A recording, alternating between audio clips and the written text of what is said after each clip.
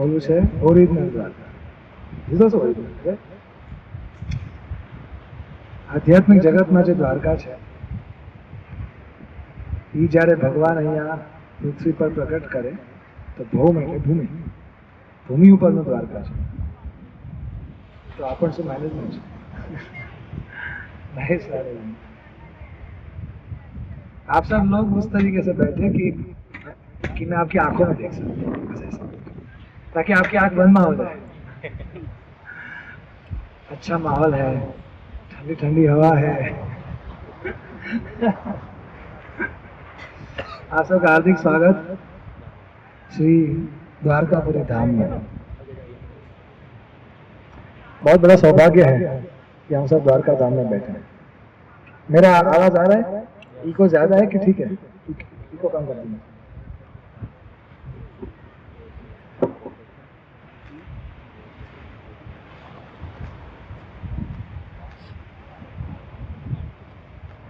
मेरे पास समुद्र का व्यू है, इनके पास आकाश का व्यू है.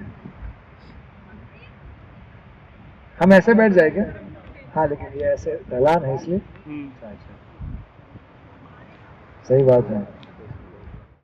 कभी कभी ये भी होता है कि फिर अगर व्यू अच्छा होता है तो लोगों का ध्यान स्पीकर से ज्यादा व्यू पे चला जाता है.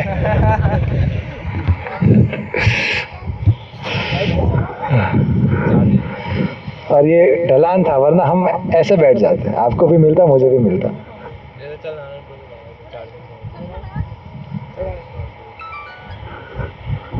आप सबका स्वागत है. मैं हर एक का नाम तो नहीं ले पाऊंगा, लेकिन मैं आप में से ज़्यादातर भक्तों को व्यक्तिगत रूप से जानता हूँ.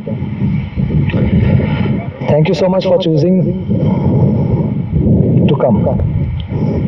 आने के लिए धन्यवाद. चॉइसेस मैटर इन लाइफ, क्योंकि हर चॉइस का कॉन्सिक्वेंस हमें मिलेगा. Krishna is so perfect God. Yeah, he's the only God.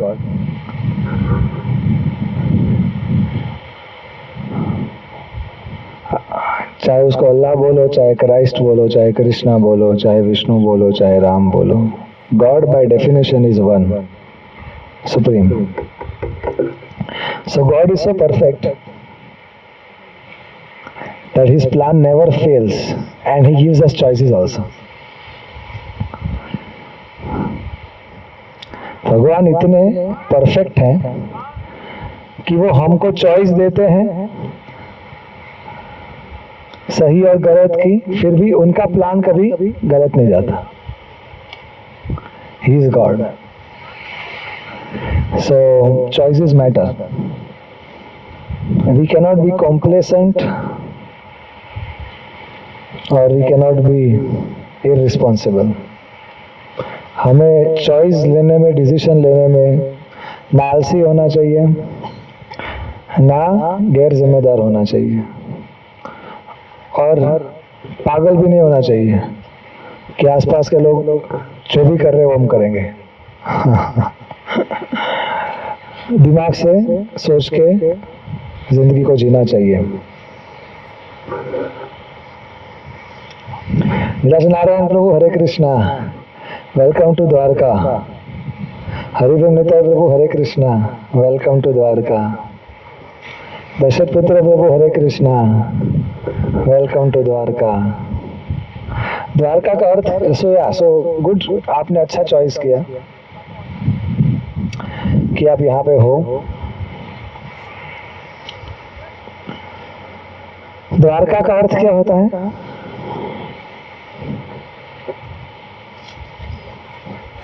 आपने शायद संस्कृत में ये सुना होगा ना, संधि छोड़ो, संधि जोड़ो. आइए बताइए.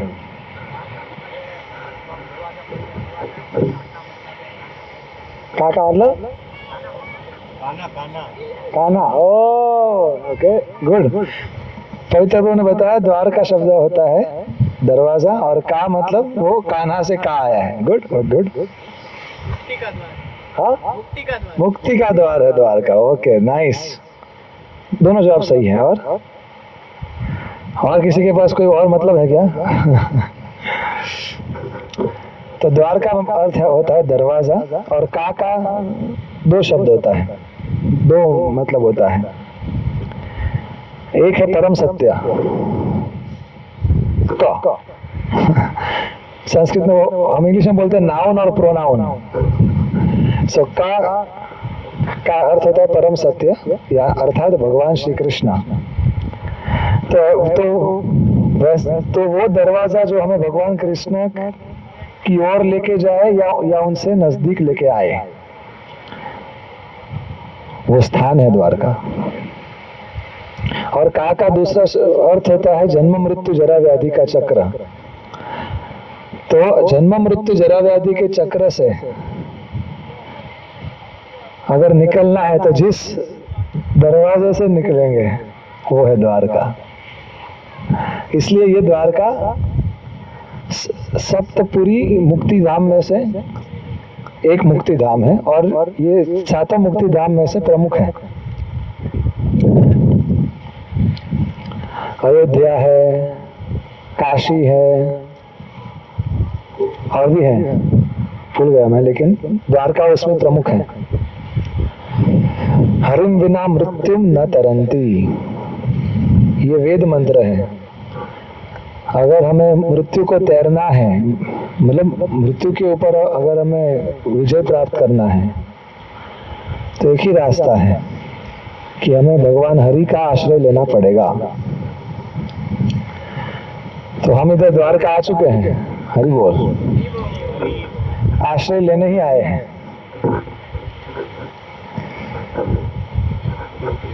आप में से कितने भक्त इस्कॉन से जुड़ने से पहले द्वारका आए हैं? ओके। आप में से कितने भक्त इस बार फर्स्ट टाइम द्वारका आए हैं? आप भी प्रभु फर्स्ट टाइम खेल रहे हो? अच्छा अच्छा, नाइस।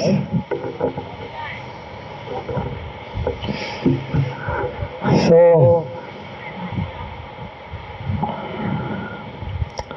इस्कॉन से पहले भी द्वारका आते थे, लेकिन घूमने के लिए आते थे। सच बात है। और उसमें थोड़ा बहुत धार्मिक टच भी होता था। इस्कॉन में आने के बाद धार्मिक कारण से आते हैं, उसमें थोड़ा घूमने का टच रहता है। तो मैं सोच रहा था कि कहाँ से हमारा चर्चा शुरू करें। तो भक्तों के संग में धाम में आने का, और वैसे ही भी हम धाम जा सकते हैं अपने परिवार के साथ, अपने दोस्तों के साथ, इसमें क्या अंतर होता है? तो आपके व्हाट्सएप ग्रुप में मैंने 3 फोटो शेयर किए, देखा? तो पहला श्लोक देख लेते हैं। ये ब्रह्मा जी बोलते हैं भगवान कृष्ण को, 10वें अध्याय का 14वें नंबर, 10वां स्कंद 14 अध्याय श्लोक संख्या 29, 10, 14, 29। किसको किसको मिल गया? ओके। आपको केवल हमारा व्हाट्सएप ग्रुप देखना है तो मिल जाएगा। भक्ति इस्कॉन के ग्रुप से मिलेगी, बाकी सब ग्रुप से माया मिलेगा। तो जब तक धाम में हो तब तक ओनली इस्कॉन।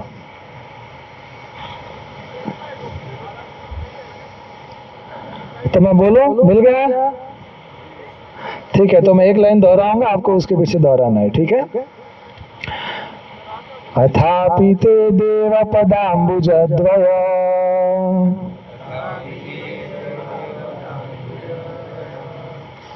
अरे आप सब मर्द हो, मर्द की तरफ बोलो।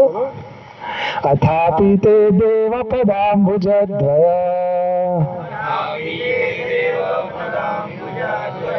प्रसाद लेशानुगृहीत एव हि,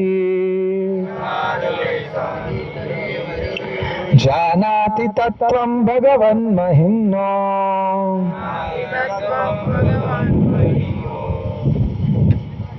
न चान्य एकोऽपि चिरन् विचिन्वन्,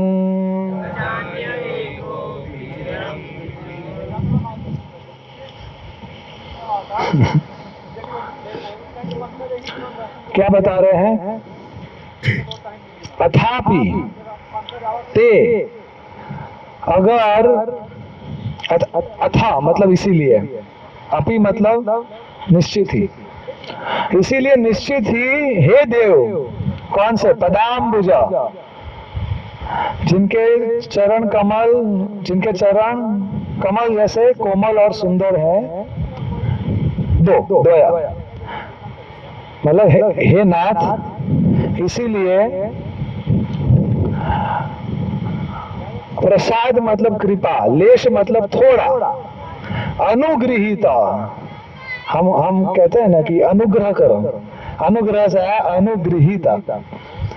अगर आपकी कृपा थोड़ा भी अगर किसी के ऊपर हो, अगर आपका अनुग्रह, प्रसाद अनुगृहीत लेश थोड़ा भी अगर हो हे नाथ, तो जानाति तत्वम, तो वो आपको तत्व से जान सकता है, भगवन महिम्नो, कि आप कितने महान हो। न चान्य एको अपि चिरन, न चा अन्य, और कोई दूसरा उपाय नहीं है आपको जानने का। चिरन विचिन्वन, लंबे समय तक अगर कोई शास्त्र भी पढ़ता रहे, या सोच विचार करता रहे, या अपने प्रयास या अपनी शक्ति लगाता रहे, तो वो केवल उलझेगा, सुलझेगा नहीं और समझेगा नहीं।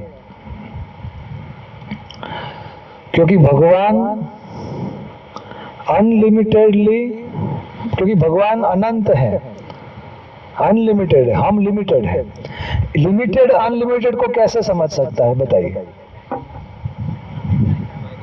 क्या ये पॉसिबल है या नहीं है? है भी और नहीं भी।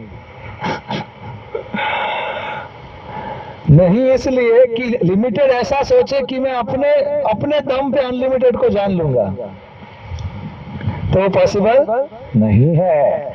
लेकिन अगर अनलिमिटेड सोच ले कि मैं इस लिमिटेड को अपना अनलिमिटेड नेचर समझा दूंगा, तो क्योंकि वो अनलिमिटेड है तो वो कुछ भी कर सकता है, तो वो संभव है।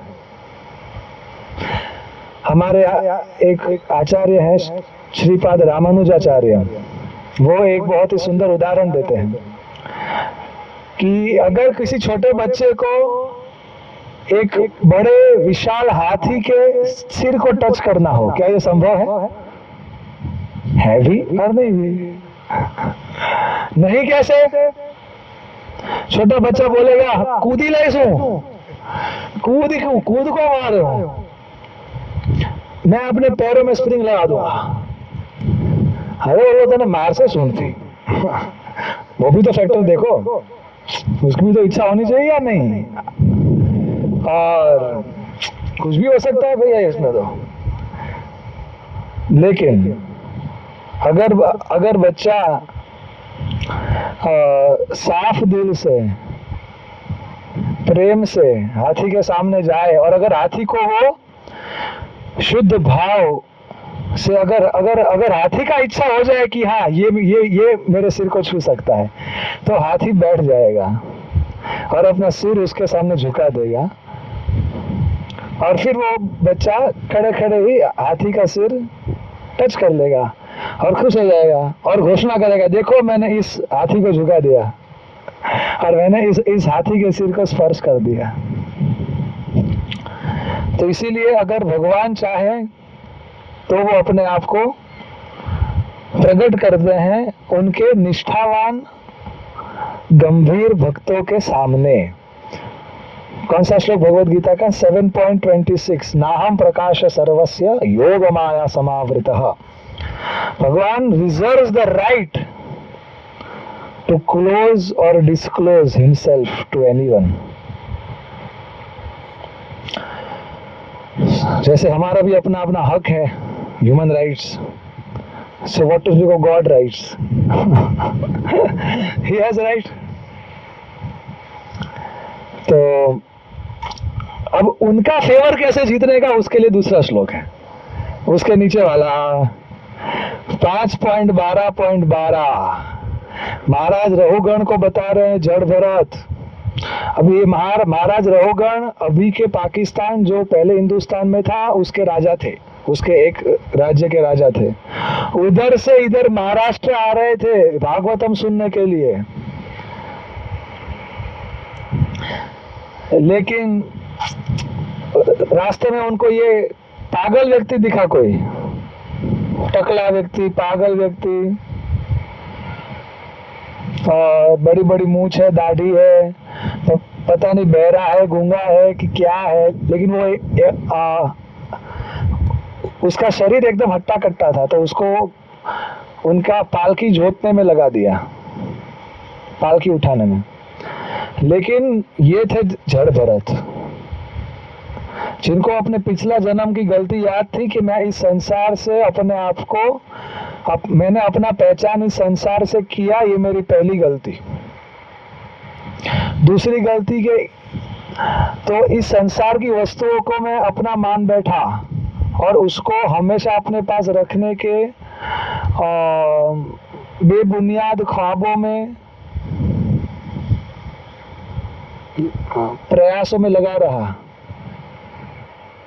और इसकी वजह से मैं भगवान को कभी फर्स्ट प्रायोरिटी में रख नहीं पाया, और इसकी वजह से मैं भगवान को चूक गया, मिस कर गया। लेकिन अब की बार भवसागर पार, अब की बार गलती नहीं करूंगा।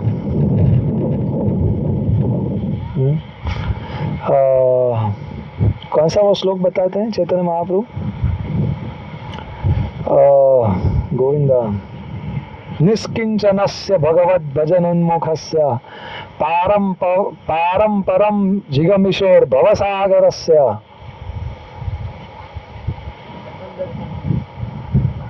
तद्दर्शनम संदर्शनम विषयिताम योषिताम च हा हंत अप्य साधु, समथिंग लाइक दैट, कि जिसको ये भवसागर को पार करना है, जिगमिशोर भवसागरस्य, उसको क्या करना पड़ेगा? भगवत भजन उन्मुखस्य, उसको कृष्ण को फर्स्ट प्रायोरिटी में रखना पड़ेगा, उसका बाकी सब कर्तव्य को करते करते। लेकिन अगर कोई कर्तव्य क्लैश करता है तो उसका कृष्ण के प्रति कर्तव्य पहले है, वो समझ के वो उस तरीके से लाइफ में डिसीजंस लेगा। That is the definition of a serious devotee, कि जब स्मॉल डिसीजंस या बिग डिसीजंस की बात आए तो first factor to consider is Krishna, and the most important factor to consider is Krishna. क्यों? जैसे देश के लोग सोचते हैं कि मैं पहले देशभक्त हूं, पहले मैं इंडियन हूं, फिर मैं साइंटिस्ट हूं, कारपेंटर हूं, बिजनेसमैन हूं, ये सब मैं हूं, ये सब मेरा कर्तव्य है, लेकिन देश की सेवा के लिए। तो पहला हमारा पहचान है देशभक्त, और दूसरा, चाहे हम सिपाही हो, चाहे हम हाउसवाइफ हो, कोई भी हो, लेकिन हम देश के लिए जीते हैं, इस भूमि के लिए जीते हैं। लेकिन अगर कोई बिजनेस करता करता अगर अपने देश का देशद्रोही बन जाए तो उसको फांसी की सजा होती है, पता है क्यों? Don't mix up your identities.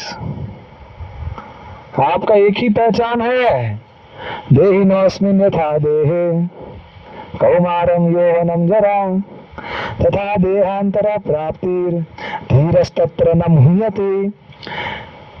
Arjun Krishna को बोल रहे, अरे लेकिन मैं इसका बच्चा हूँ, मैं इसका भाई हूँ, मैं इसका संबंधी हूँ। कृष्ण के सब बाद में, पहले तुम मेरे हो, क्योंकि तुम ये शरीर नहीं हो, तुम आत्मा हो। तो भरत महाराज ने ये गलती किया था कि इस संसार से ज्यादा आइडेंटिफाई किया, उस संसार से अपने आप को कम आइडेंटिफाई किया।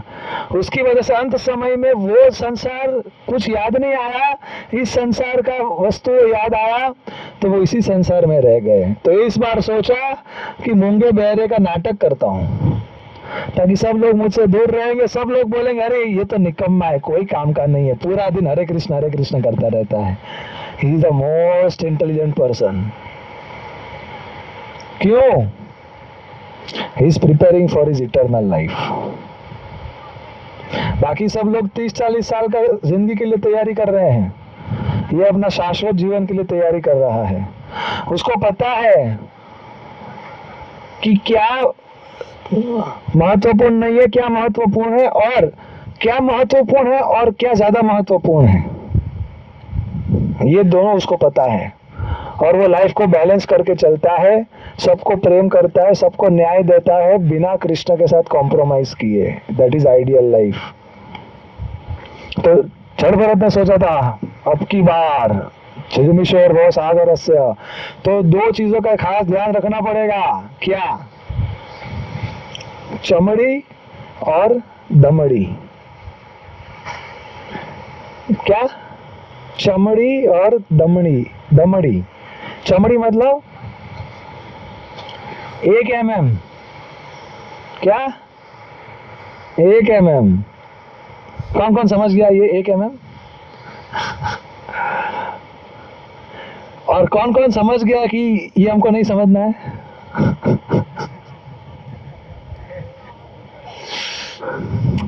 समझ जाओ, अप्लाई मत करना। लेकिन आज नहीं तो कल अप्लाई करने का इच्छा होगा अगर सुना रहेगा तो एक है चमड़ी, ये 1 mm का चमड़ी, इसको निकालो और फिर उसके साथ सेल्फी भी नहीं खींचोगे, उसका आलिंगन तो भूल जाओ, आप दूर भागोगे आप। सच बात है। और दूसरा दमड़ी। दमड़ी मतलब पैसों की गद्दी। सोच के सोचो साथ क्या जाएगा। रेफरेंस AMTS बस, उसके पीछे लिखा होता है सोच के सोचो। मतलब सोचने का तो वक्त निकालो। ऐसे कुत्ते बिल्ली की तरह जिएंगे तो कैसे सोचेंगे? तो सोचने के लिए वक्त निकालो और सोचो कि ये दमड़ी साथ में, भौतिक धन साथ में आएगा या राम नाम के हीरे मोती साथ में आएंगे? वो भी तो धन है। तो ये दो चीजों का बहुत ध्यान रखने का। इसको रखो आप, शादी करो, विवाह करो, पैसा कमाओ, लेकिन उसमें भगवान को भूल मत जाओ। कैसा लगा प्रपोजल? अच्छा लगा ना? हाँ। और भी एक प्रपोजल है, वो सुनने से लोग कांप जाते हैं, डर जाते हैं कि ये दमड़ी और चमड़ी को छोड़ो और गुरु और कृष्ण को अपना सर्वस्व बनाओ। लेकिन वो सब नहीं कर पाते और करने की जरूरत भी नहीं है। लेकिन माया से तो सबको मुक्त होना पड़ेगा। तो जड़ भरत समझ गए थे क्या कि माया क्या है? माया बाहर नहीं है, माया अंदर है। द्वारका में कृष्ण गृहस्थ थे, 16,108 रानियों के साथ रहते थे। क्या वो माया में थे? क्या मायाधीश माया में है? हाँ, भगवान मायाधीश है, हम मायाधीन है। ऐसा कृष्णदास कविराज गोस्वामी बताते हैं चैतन्य चरितामृत में कि वो माया अधीश है, इसलिए वो द्वारकाधीश है। और हम मायादास, सदा उदास। अपने से नहीं बोल रहा हूँ, लेक्चर में सुना है इसको में ये सब। और कृष्णदास, बिंदास।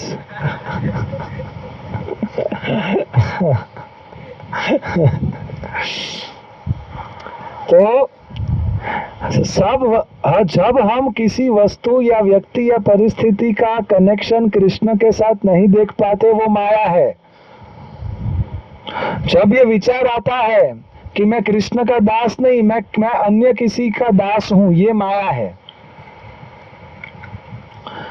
जब मैं सोचता हूं कि मैं भोगूंगा, मैं नियंत्रण करूंगा, मैं सबका भला जानता हूं कृष्ण से भी, ये माया है। बाकी भक्ति क्या है? स्थाने स्थिता श्रुतिगता तनुवान मनो भी। आप जो हो वही रहो, लेकिन कृष्ण के लिए जियो और कृष्ण को लक्ष्य करते हुए जियो। कि हर विचार, हर वाणी, हर व्यवहार, हर डिसीजन, हर कदम हमको कृष्ण की ओर नजदीक लेके जाए। दिस इज द्वारका मेंटालिटी, कि ऐसे जिए कि हम भगवान के नजदीक आ जाए हर क्षण। सो वो जड़ भरत ऐसे ऐसे चल रहे थे, कभी यहाँ पे पैर रखा, कभी यहाँ रखा। तो अगर 4 लोग पालकी उठाए हैं, एक ऐसे ऐसे ऐसे चलेगा तो क्या होगा पालकी में? पालकी के अंदर वाले का क्या हाल होगा बताओ। और अगर वो राजा हो तो वो क्या करेगा?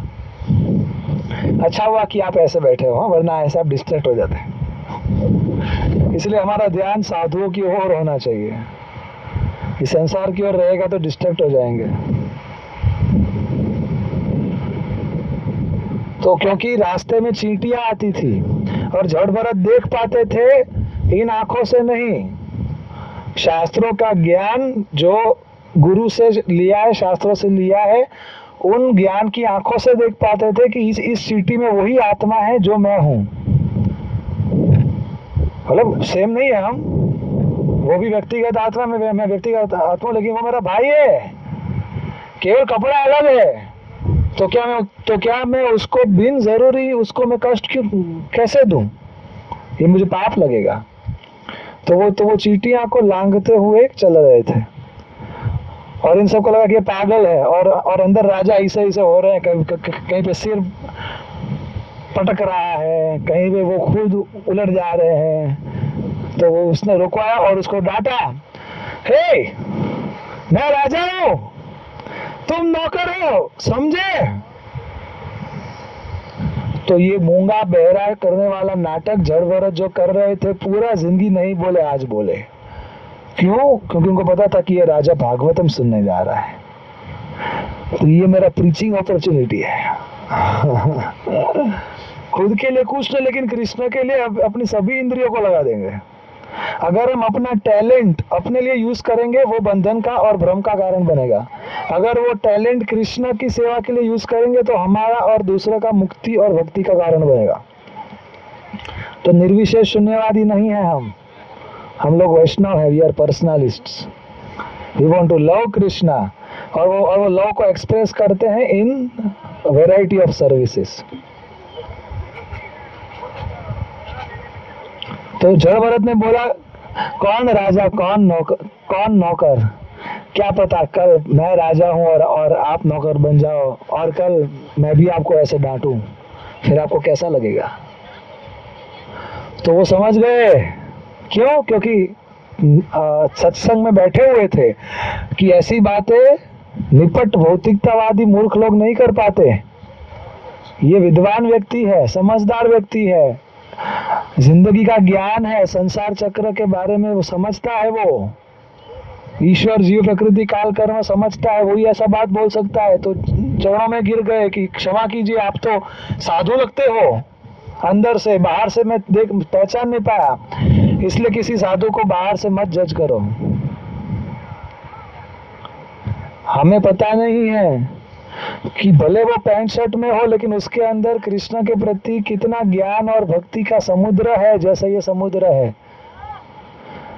इसीलिए हम तृणादपि सुनिचेन तरोरपि सहिष्णुना अमानिना मानदेन कीर्तन या सदा हरि के भाव में रहते हैं, कि भगवान और भगवान के भक्त हमसे महान है और मैं सबका दास हूं। तो ये भाव इस श्लोक में है। हम इस श्लोक तक क्यों पहुंचे? क्योंकि भगवान की कृपा से भगवान को जानेंगे। अब भगवान की कृपा कैसे मिलेगी, ये जड़ भरत बता रहे महाराज रघुगण को। लास्ट में 5 अध्याय से दोनों के बीच में वार्तालाप चल रहा है। अब लास्ट में जड़ भरत 2 चीज बताए महाराज रघुगण को, जिसमें से एक है ये, अभी हम ये पढ़ते हैं कि क्या है वो। है आपके पास 5, 12, 12। रहो गणेता तपसा न याति, न चेत् जया निर्वपणात् गृहाद् वा, न छन्दसा नैव जलाग्निसूर्यैर्, विना महत पाद रजो अभिषेकम, विना महत पाद रजो अभिषेकम। क्यों बोले छे? आप समझोगे तो आपको रोमांच आ जाएगा। क्या बोल रहे हैं महाराज रहुगण को? जड़ भरत रहुगण है तात, हे रहुगण, रहुगण ए तत्, ये जो मैंने तुमको ज्ञान दिया भगवान के बारे में, भगवान की भक्ति के बारे में, नहीं समझ सकते तुम। तपसा न याति, नहीं आती मतलब नहीं समझोगे तुम, केवल तपस्या से नहीं समझोगे।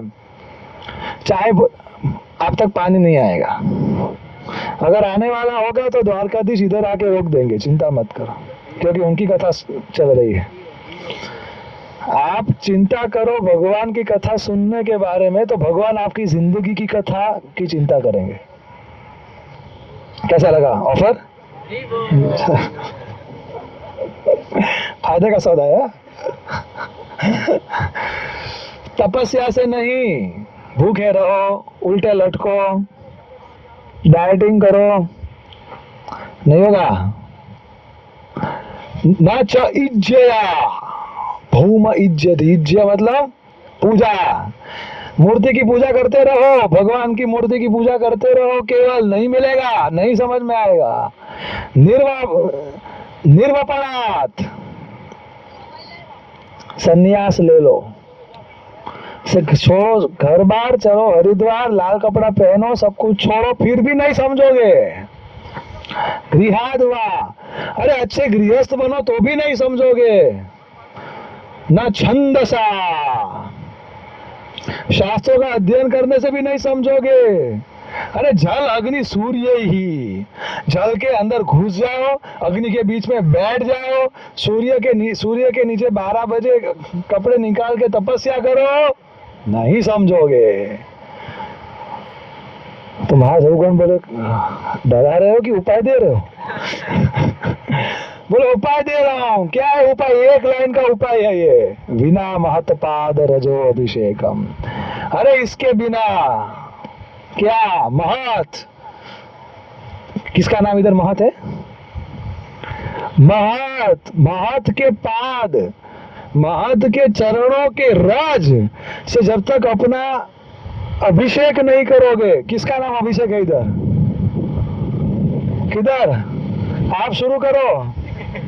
महत पाद रजो अभिषेकम, जिसने अपना सर्वस्व भगवान की सेवा के लिए न्यौछावर किया है, 24 घंटा उसका भगवान की सेवा के अलावा और कोई कार्य नहीं है। ऐसे भक्तों के चरणों की धूल लेके उससे आपको हर रोज आपको स्नान करना पड़ेगा, पानी से नहीं चलेगा। केवल इस्कॉन के ब्रह्मचारी आश्रम में आओ, झाड़ू मारो, और वो धूल लेके जाने का, फिर जो आप बाथरूम में जो बाल्टी में नहाते हो, वो थोड़ा धूल उसमें डालो और फिर नहाओ, तो कुछ चांस है। महत पाद रजो अभिषेकम। और यही बात बताते हैं प्रहलाद महाराज किसको? हिरण्यकशिपु को, सुपर टेररिस्ट।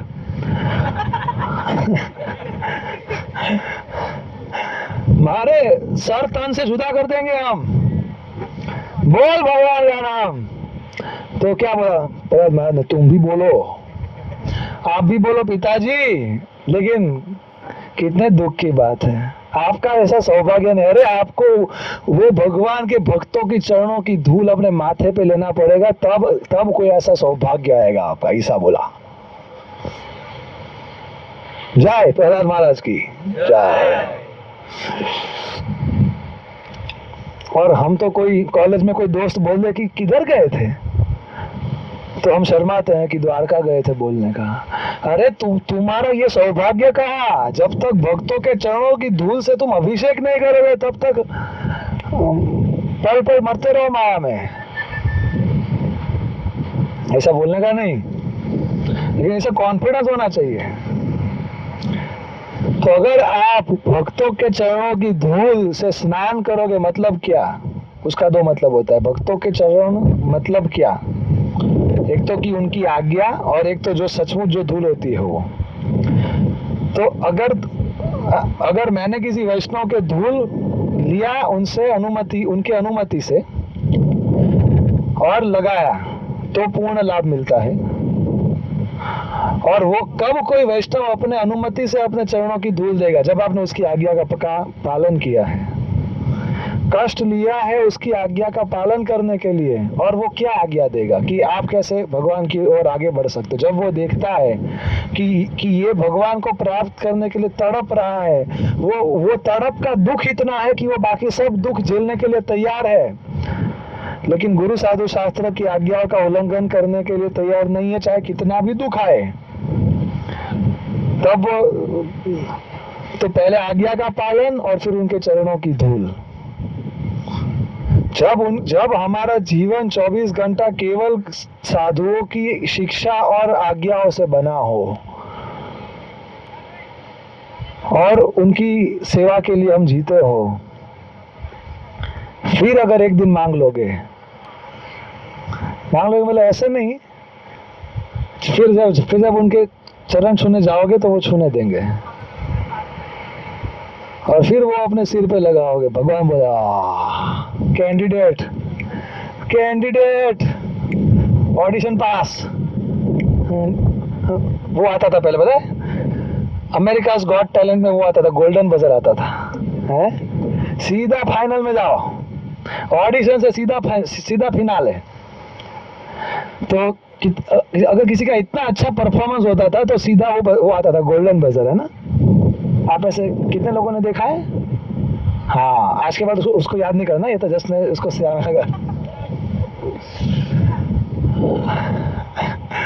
तो वो बजर इस्कॉन्स गॉट टैलेंट अब ये देखने का।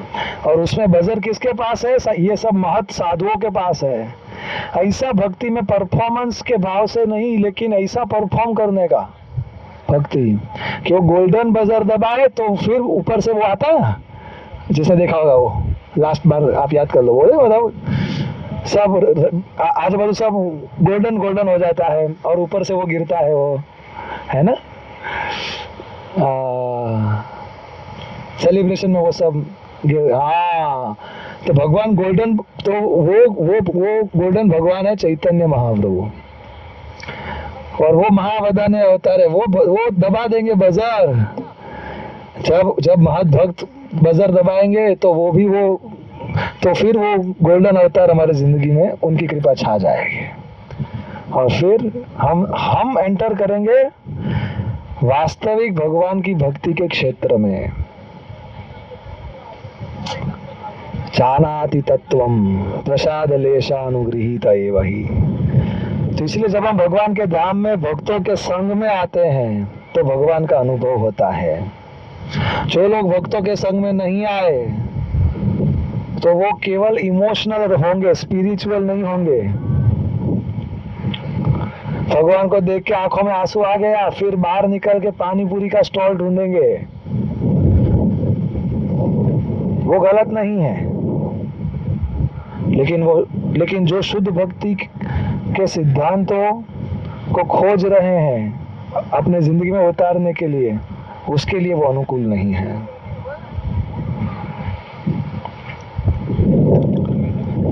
तो ऑफ कोर्स पानी पूरी बिना भोग लगाया हुआ खाना तो गलत है, लेकिन हम भी तो ढूंढते हैं प्रसाद दर्शन के बाद लेक्चर के बाद। तो खड़ा हो जाओ यार तुम्हें यार। लेकिन इसीलिए अगर भक्त साथ में होंगे तो प्रसाद ढूंढेंगे। भक्तों के साथ जब हम धाम में आते हैं तो हम जैसे नालायक लोगों को भक्तों के धाम, भगवान के धाम में एंट्री कैसे मिला? सोचने वाली बात है। अगर हमारा हृदय का सभी फाइल्स अगर खोल के देखी जाए है, तो परम पवित्र स्थान में परम पवित्र लोगों के बीच में जगह मिलेगा क्या? लेकिन अगर इंस्पेक्शन से पहले वो परम पवित्र लोगों के बीच में रहता हुआ कोई व्यक्ति उधर इन्फॉर्म कर दे, मैंने देख लिया है, सही है,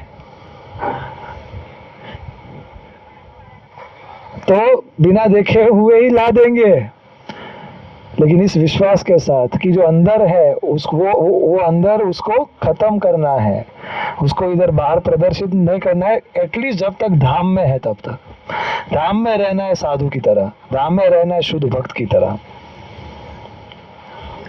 भगवान जैसे चाहते हैं वैसे जब उनके घर में रहेंगे तो भगवान हमें हमेशा के लिए अपने घर में वास दे देंगे।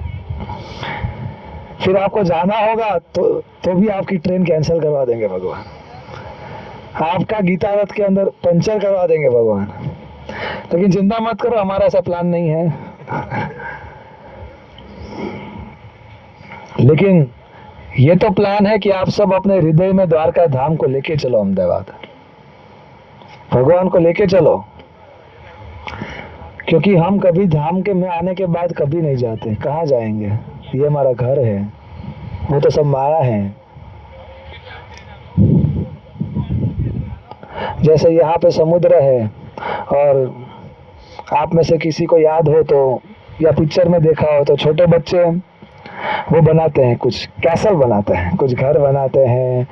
कुछ लोग तो कुछ 2-3 बच्चे इकट्ठा होके एकदम बड़ा शहर बना देंगे और माता पिता बैठे हैं और उसको देख के मुस्कुरा रहे हैं और उसको लगता है यही ओ हो जीवन सार्थक मानी। घुस गया उसकी चेतना घुस गई उसमें और उसको लगता है ये मैं अपना घर बना लूं और अपना थोड़ा एक बाइक भी बना लूं और थोड़ा विवाह भी कर लूं। और लेकिन माता पिता को पता है कि अभी तो क्या है, वो पानी अंदर जा रहा है। क्या कहते हैं उसको हिंदी में? टाइड एंड एब। हाँ, भरती और ओट मतलब हाँ, अभी ओट है, लेकिन जब भर्ती आएगी भर्ती होगा, वो भर्ती होगा। 84 लाख योनि में जब उसकी भर्ती होगी है, तो जो भी घर बना है, जो भी सब बना, वो सब बह जाएगा और तब उसको मालूम पड़ेगा अरे मेरा तो कौन है। तो पीछे देखेगा तो माता पिता बैठे हैं, मुस्कुरा रहे हैं, कब से बुला रहे हैं लेकिन तुम आ ही नहीं रहे हो। तो भगवान ने बुलाया, भगवान तो बुला रहे, लेकिन भक्त हमको खींच के लेके आए। आप में से कितने लोगों को आपके फैसिलिटेटर फोन करके खींच के लेके आए? सच बता। तो उनका उपकार मानने का, शब्दों में मानो, व्यवहार में मानो, उनकी आज्ञा का पालन करने में मानो, क्योंकि ये सत्य हकीकत है। वो धरती आएगी और तब क्या याद आएगा? वो मेरे को लेके गए थे द्वारका, वो मेरा वास्तविक जीवन का, वो मेरे लाइफ का बेस्ट मोमेंट था कि जो सचमुच मेरे साथ आने वाला है। उन्होंने मुझसे ये जिंदगी झिलवा जबरदस्ती कर दिया है। मेरे को तो इतना कृपा है नहीं, आपके सीनियर्स को है इतना कृपा, मेरे को जबरदस्ती कृपा करना आता नहीं। लेकिन अगर हम इतने योग्य बने कि हमारे सीनियर हमारे ऊपर जबरदस्ती कृपा कर सके, तो महत्पाद रजो अभिषेकम से प्रसाद लेशा अनुगृहीत वही जानाति तत्व। तो इसे जब हम धाम में आते हैं तो वापस जाने का इच्छा थोड़ी करते हैं कि किधर जाएंगे भैया, कहाँ पे घूम के आए हो। अरे भाई 20 सालों से 5 साल से अहमदाबाद में रहते हो, 10 साल से पोरबंदर में रहते थे, उससे 5 साल पहले यूपी में रहते थे। अरे ब्रह्मांड भ्रमित है, कौन से ब्रह्मांड में, कौन से स्थान पे, कौन से योनि में घूम के आए हो। अभी इतने जन्मों के बाद आए हो भगवान के धाम, अब कहाँ जाना है? अब प्राण इधर ही छोड़ेंगे। ये अगर द्वारका के बाहर पैर गया तो मेरा प्राण निकल जाएगा। जिसका ये भाव है वो द्वारका के बाहर जा सकता है। क्यों? क्योंकि वो दूसरी जगहों को द्वारका जैसा बनाने के लिए जाता है, क्योंकि वो द्वारका को अपने दिल में लेके जाता है। तो हम धाम तभी छोड़ते हैं जब हम अपने हृदय में कभी धाम को छोड़ते नहीं, और हम जिस जगह पे जाते हैं उसको हम धाम बना देंगे। तो इस चेतना के साथ हमको भक्तों के संग में धाम में रहना है। कैसा लगा आपको बैकग्राउंड इंट्रोडक्शन लेक्चर? अच्छा लगा ना? हाँ, भूल मत जाना। तो आज को मेरा टॉपिक दिया गया है। मेरा टॉपिक क्या है? रुक्मिणीज लव लेटर। क्या बात है प्रभु जी, रसनी बात करी था।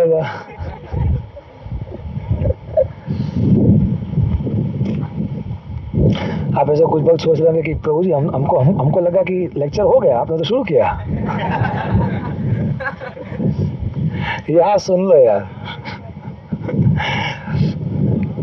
भागवतम में एक श्लोक है,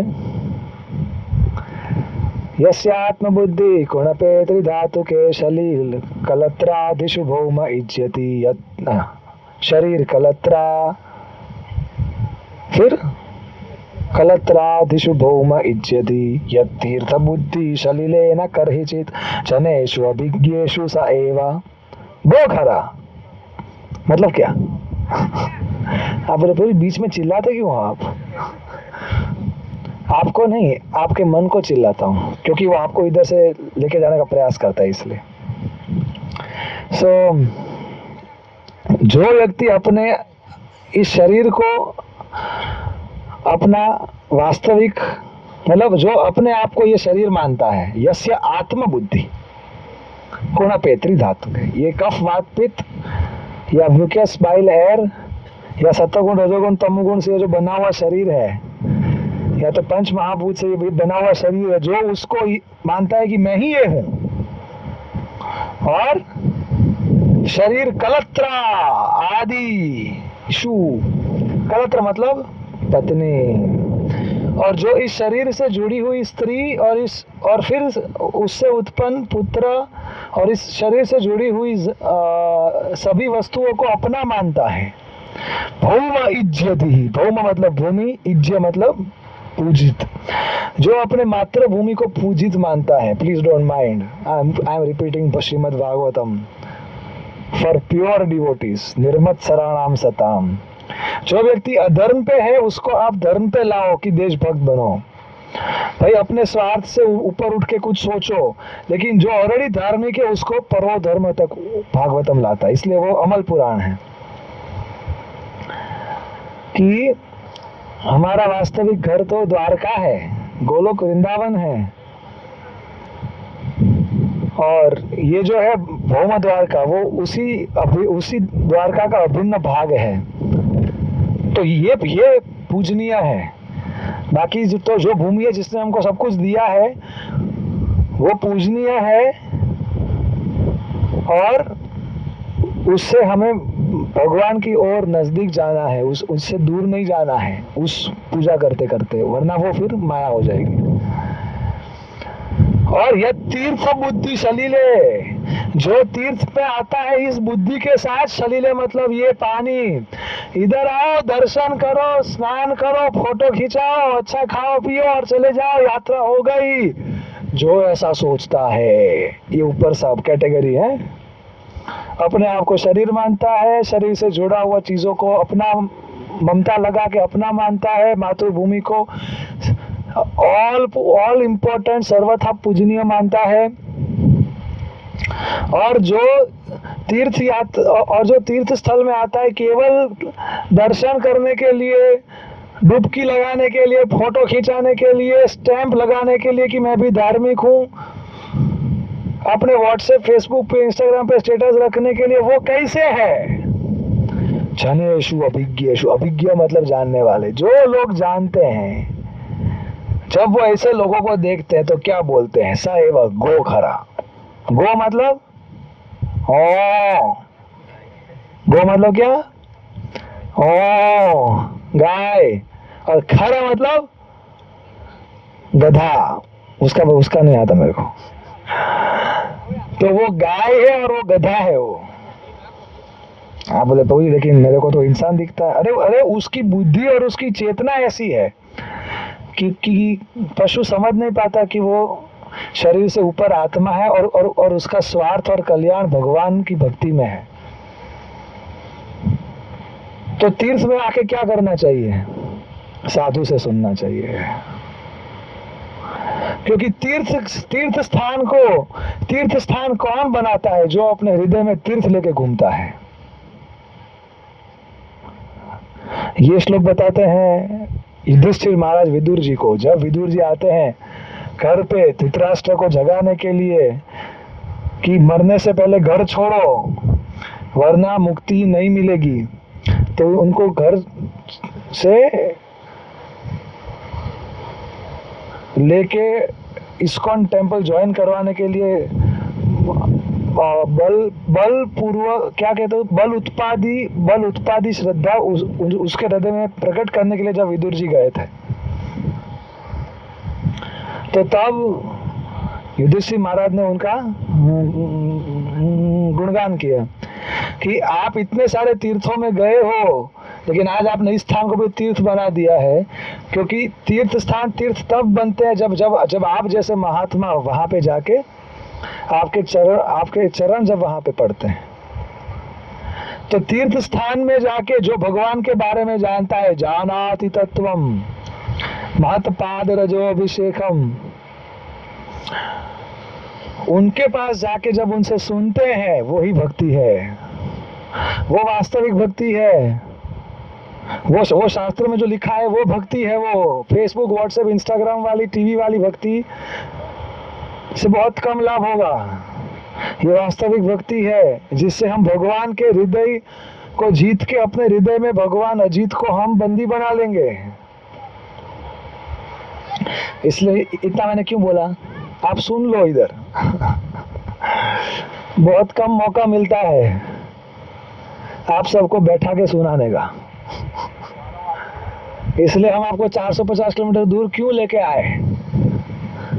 उधर रहते तो आपका दिमाग किधर रहता, अपराधर्म में। लेकिन इधर इसीलिए तो लेके आए कि 3 दिन भूल जाओ, 3 दिन अपना वास्तविक जीवन जियो कि मैं भगवान का हूं और भगवान के लिए 24 घंटा जीऊंगा। और मेरा फीस्ट क्या है, मेरा प्रसाद क्या है, ये भगवान का नाम और भगवान की कथा का श्रवण। और वो यात्रा उतनी ही सफल मानी जाती है जितना हम कथा और कीर्तन ज्यादा करते हैं। ये मोबाइल अहमदाबाद में भी रहेगा आपके पास, लेकिन ये द्वारका अहमदाबाद में नहीं रहेगा आपके पास। तो मोबाइल को पास में रखते हुए भी उसको छोड़ा हुआ है उस भाव से रखो। कुछ काम है तो कर लो, बाकी भगवान में रहो, कृष्णा कॉन्शियस रहो। जो शेड्यूल बोला है वो आप फॉलो करो। आप देखना 2 दिन के बाद 3 दिन के बाद आपको इधर से जाने का मन नहीं होगा, आपको भगवान का अनुभव होगा। आपको लगेगा कि मेरा इस भगवान के साथ कुछ रिश्ता है जो मैं भूल चुका हूं, और आपके अंदर स्पिरिचुअल सेंटिमेंट्स जेन्युइनली इन्वोक होगा। तो अगर वो फल चाहिए तो कीमत क्या है, डिसिप्लिन। डिसाइपल शब्द आता है डिसिप्लिन से, डिसिप्लिन, ओबीडियंस और सेल्फ कंट्रोल। डॉस फॉर्मूला, क्या डॉस? पहला है डिसिप्लिन, जो शेड्यूल दिया है उसको फॉलो करो। दूसरा ओबीडियंस, जो आज्ञाएं मिल रही है कि मोबाइल कम यूज करना, टाइम पे सो जाना, यहाँ पे आध्यात्मिक चेतना में रहना, यहाँ पे शुद्ध भक्त की तरह जीना, अपने हृदय की गंदगी को बाहर मत आने देना, और जो भी आज्ञा मिलती है, लेक्चर में शिक्षा मिलती है, उसको जतन से पालन करने का प्रयास करना, उसको ओबीडियंस बोलते हैं। और एज फॉर सेल्फ कंट्रोल,